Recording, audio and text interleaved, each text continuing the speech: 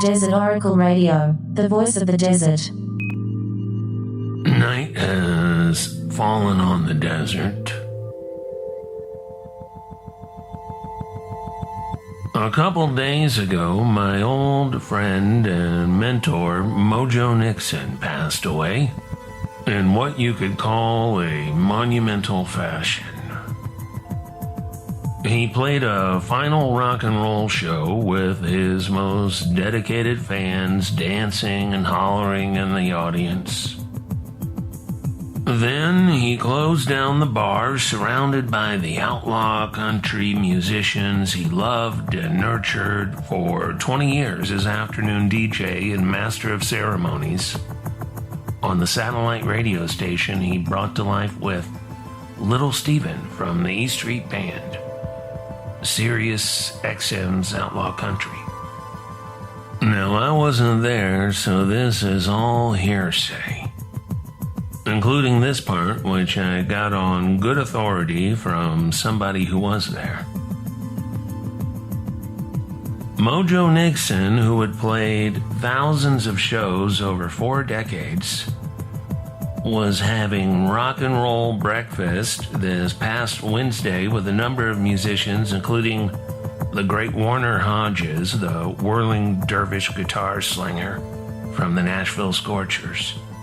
Mojo says to Warner that the set he'd played the night previous was, quote, the best of my whole life, and that if he died right then and there, he'd die happy. Mojo Nixon died in his sleep shortly thereafter. His big old heart just stopped beating. And we can hope it was painless, just drifting off into the satisfied sleep of a lifelong performer, a lifelong preacher and troubadour who knocked out the crowd once again and loved every minute of it. Born Neil Kirby McMillan Jr. 66 and a half years ago in Chapel Hill, North Carolina, young Mojo grew up in Danville, Virginia, steeped in the bloody history and weird old American culture there on the Dan River, just over the North Carolina state line. You've heard about the wreck of the old 97. That happened in Danville in September of 1903. By the 1960s, Danville was boiling over with civil rights protest. After a century of pent-up frustration in the long-suffering black community.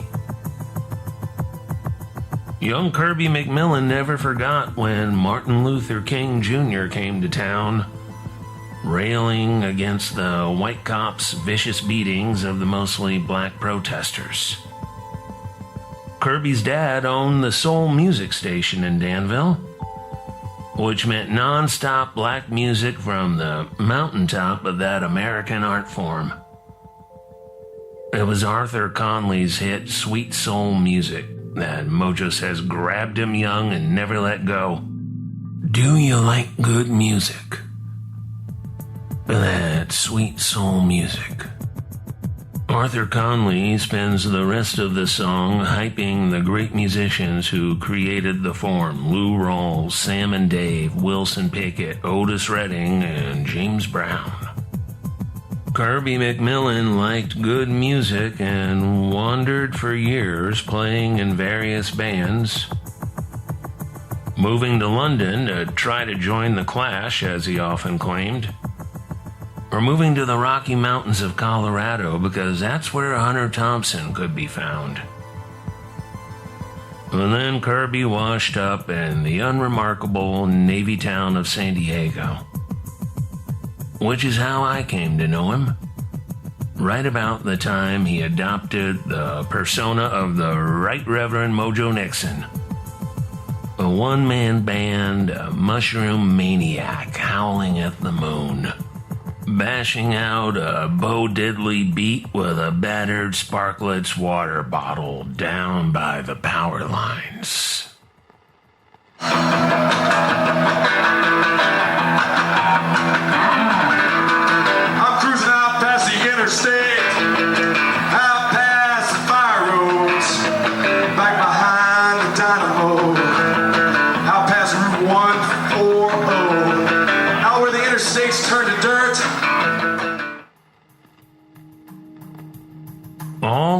famous because he'd been passed over when Country Dick Montana put together the Beat Farmers.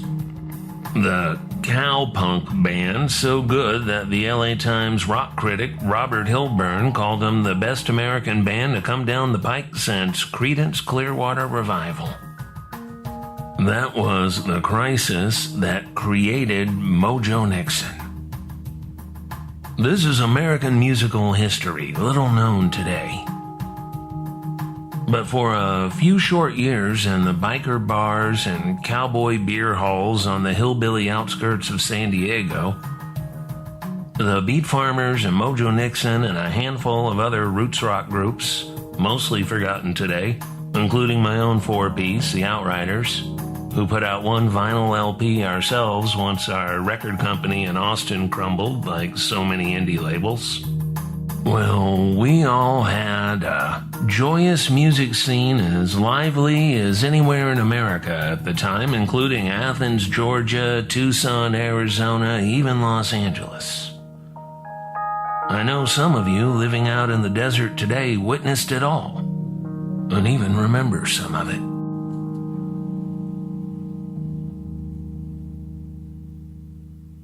I was having trouble keeping guitar players in my own band, and I just agreed to open a half-dozen Beat Farmers weekend shows at Bodie's when I lost yet another guitarist. Country Dick had already made his hand-illustrated flyers for the month ahead, and wasn't going to stand for any backing out. So he must have talked to Mojo, because Mojo calls me. Country Dick says I gotta play guitar in Kenny Lane's band. He called you whatever made you sound the most Southern. And if your name didn't work as a Southern name, he'd make up a terrible nickname like Gopher Killer, or Bullet Head. So I got off pretty easy.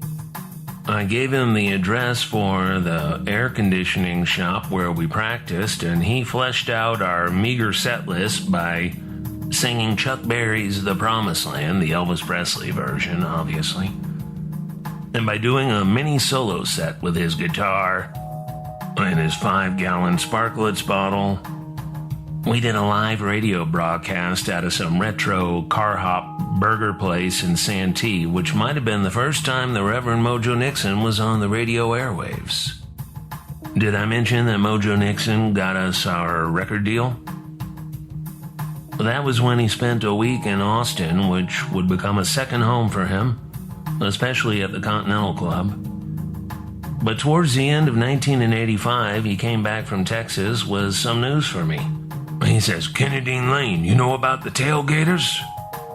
I told him that I did. The Tailgaters were this swamp rock trio out of Texas led by Don Leedy, who's still gigging around Austin, by the way. Well, Mojo had met up with the guy who ran the Tailgaters label, ran it into the ground. But the guy liked our demo tape, 8 songs we put down on a reel-to-reel in our rehearsal space, my dad's air conditioning shop. And after about a year of waiting around, I got the dot matrix printout of the contract. I had my girlfriend's law school professor dad read it over, and that's how Mojo got us a record contract. The actual record never came out, although the label did pay for Dusty Wakeman to mix the lackluster studio recording. Mad Dog Studios, that was Dusty's place, which was out in El Segundo or Torrance at the time, long before he moved to the Mojave. There's a story for another time about how we had to go up to Hollywood, my friend and drummer Sam Chamis and myself, and threatened to throw the record label owner out of his 4th floor office over Hollywood Boulevard. Because, of course, the guy had abandoned Austin for LA and was now sitting behind his secondhand desk, quaking in his shiny Melrose Avenue cowboy boots. Because I was ready, willing, and able to dangle him out the window until we got our master recordings back.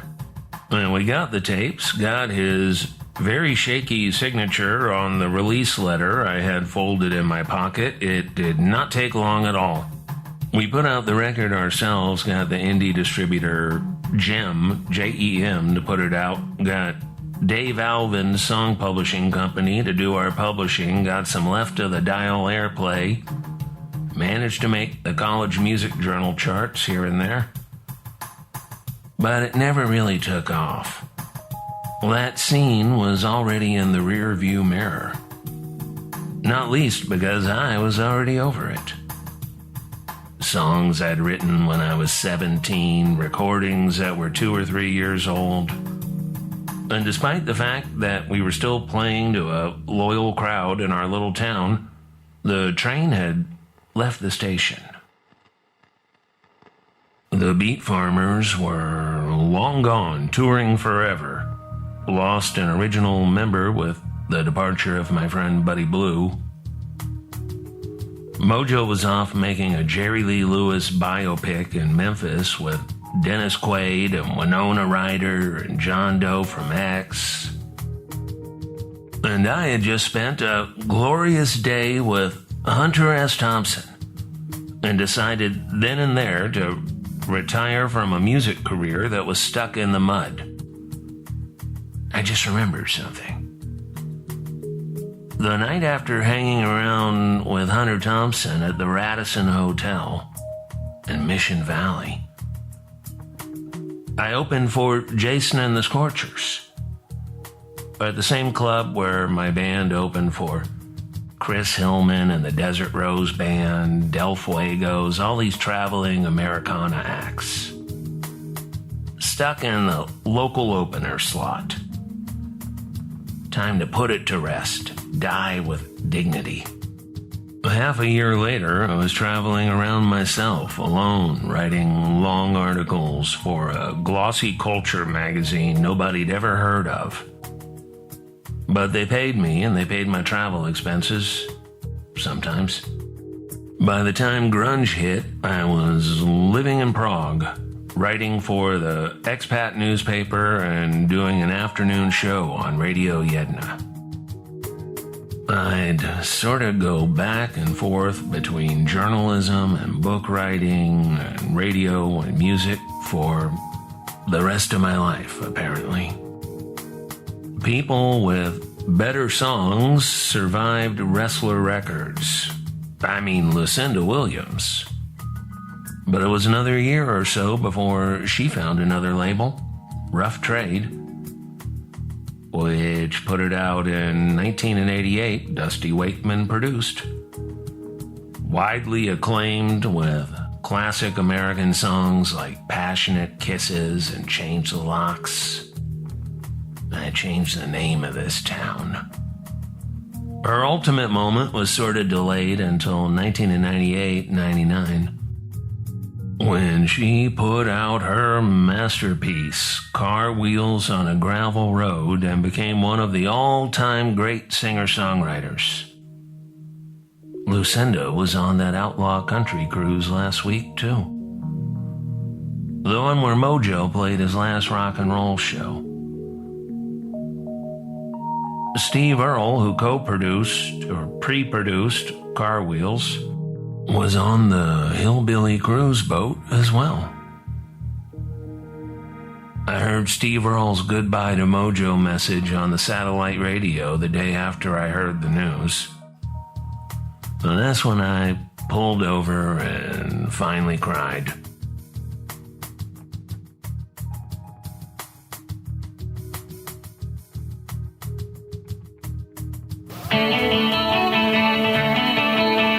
Brothers and sisters, friends of the revolution, I am the Right Reverend Mojo Nixon from the Screaming Church of the Apostolic Jesus. That's right, I'm here at Jesus Motors. We want to save you money. We want to save your soul right here at J Motors. That's right, walk this way, brothers and sisters. Picture your family in this fine automobile. Picture them, yes, your family in this fine automobile. It's not a satanic automobile. No. It's a Christian automobile. No car on the lot's more than $666 right here at Jesus Motors. So come on down, bring the family, bring the dogs to Jesus Motors. We want to save your money. We want to save your soul. We want to see you right here. Jesus Motors, 227 Salvation Pike, Cashflow, Kentucky, 0492.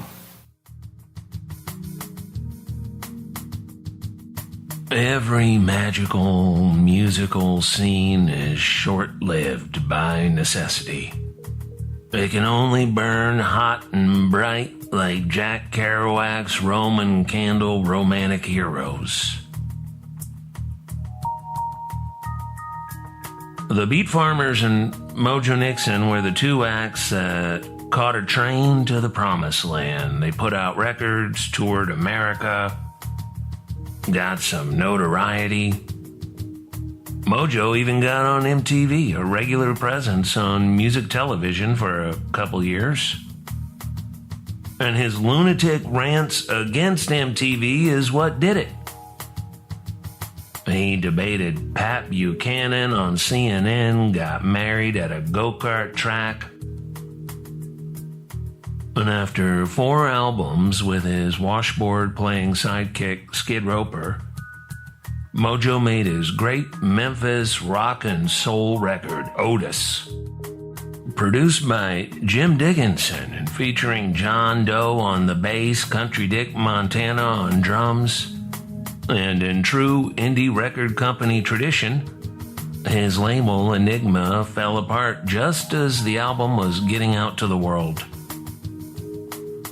But having grown up in a radio family and having a persona that worked as well from a DJ booth as live on stage, Mojo became a disc jockey, his own weird twist on the FM shock jock. He retired from music, but always came back like he did for 8 years of outlaw country cruise ship bacchanals, like the one he played on February 6, 20 and 24, when he was still with us.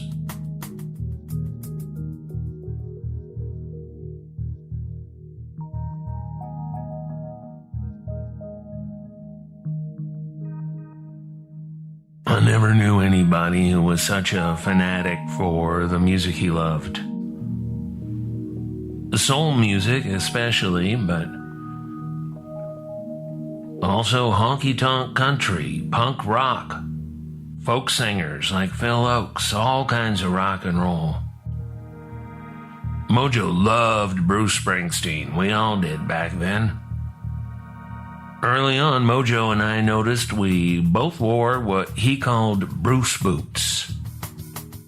Those snub-nosed black leather biker boots with the steel rings at the heel straps. We both wore those short-sleeved gas station attendant shirts, too. His from the thrift store, mine from my day job, working all day at my daddy's garage, as Springsteen sang. Oh, we loved Darkness on the Edge of Town, and especially Nebraska, which had come out a year or two prior. We all did songs off Nebraska. Mojo did the B-side to Atlantic City. It was called The Big Payback, working for the Big Payback, made for Mojo. The Beat Farmers did Reason to Believe, put it on their first album on Rhino. I was kind of moody then and now, so I did State Trooper with the band. Real slow and menacing. We drove up to the old LA Sports Arena to see the E Street Band on Halloween night, first leg of the Born in the USA tour. Folding chairs on the concrete floor. Bruce played for 3 hours and then did an encore of Halloween novelty songs. Mojo about lost his mind.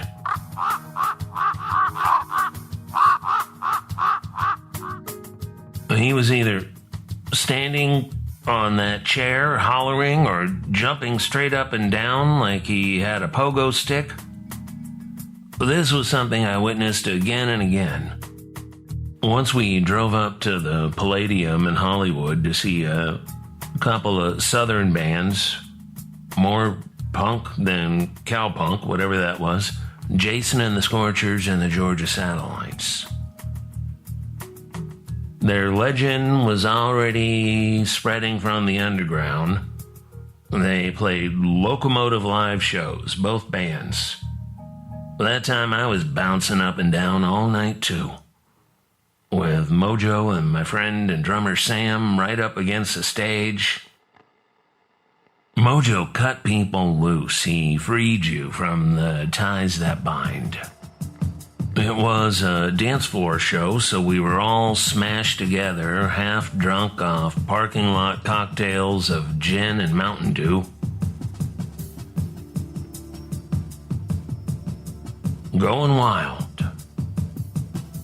I've often remembered that show as one of the best I've seen and heard.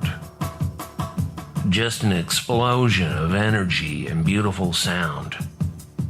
Maybe 5 years ago, I'm driving around the desert with the Outlaw Country station on, Mojo's Loon in the Afternoon weekday DJ slot, and he's got a couple of those guys in the studio, Jason and Warren from the original Nashville Scorchers. Mojo tells the story of going to that show at the Palladium circa 1985, how it changed his life. The greatest rock and roll concert of the decade, etc. Now, I hadn't talked to him in a couple of years at that point. The last time I talked to him, in fact, was on his politics talk show on Sirius XM. Around 2012 or so, when I was doing political whatever. But at that moment, I was just listening in on Mojo and a band we saw together, and those nights of low-budget glory. I've had 5 defining influences in my life, on my life. I was lucky enough to have memorable meetings with 2 of them, Edward Abbey and the aforementioned Hunter Thompson. And even luckier to spend my formative years in the company of the other 3. Country Dick and Buddy Blue from the Beat Farmers, and good old Mojo, the last of the 5 to depart our world. I guess that's why this one hit so hard. The years just keep rolling by, and it has been many long decades since I was a kid who needed to know everything immediately to do it all while there was time. That's a hell of a thing to lose when you're getting older, when it's absolutely crucial to do whatever else you're going to do.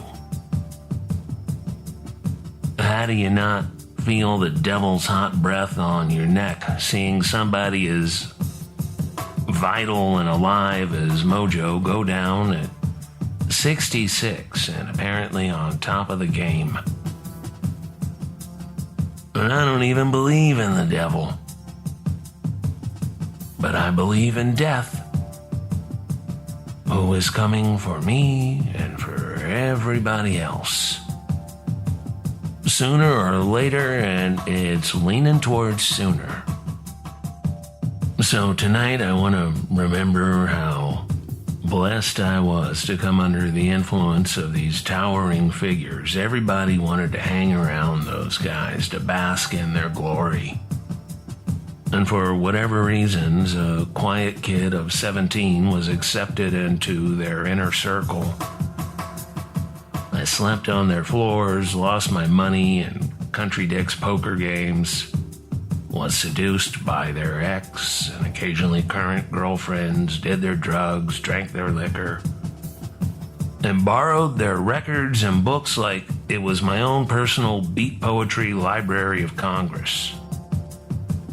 That's why I never regretted skipping college. I was part of the Beat Farmers graduate program in Weird Old American Studies. Besides, I got to DJ on the college radio station and write for the Daily Aztec at SDSU just up the road from Bodie's, the redneck biker bar next to Alberto's Taco Shop. For real money, my band would play frat parties where you were paid in both cash and cocaine by boys in pop collars and Ray-Bans who would shortly become the accounting firm vice presidents of the world. People who, in Mojo's eyes, got no Elvis in them. Well, that's how I'll end this tale. And I appreciate you indulging me tonight as I remember somebody who made a lasting impact on what's left of American culture. And who did it during the pastel and perm and plastic 1980s, looking out at the fake Cosby Show world of the Reagan decade. Mojo could see that a little bit of Elvis Presley was still out there, whether in punk rock or the TV evangelists or the flashy redneck NASCAR racers he loved. For Mojo's third record, he organized a couple cars full of San Diego music people to drive up to the studio in LA, where he conducted the album's background vocals on 6 or 7 tracks. And that's how I was part of music history on that day as one of the Dinkleberry singers drunkenly hollering on Elvis is Everywhere. They even put my name on the record along with everybody else crowded into the studio on that delightful day. So call some people over, pick up some barbecue and beer, and put on a Mojo Nixon record. And if you haven't talked to somebody in a long time, somebody who played such an outsized role in your life, why not give them a call tonight? Let them know while they're still around. Good night from the voice of the desert. That's right. You got that Elvis inside of you, and he's talking to you. He says he wants you to sing. Everybody gotta sing like the king. Like the king. Get that leg going now. And get your lip too. Not no fool Billy Idol lip either. Everybody. Yeah, we're rocking now. Elvis is with us. He's with us and he's speaking to us. He says, peoples. He says, peoples. Everybody. Everybody gotta sing. Elvis is everywhere. Elvis is everywhere.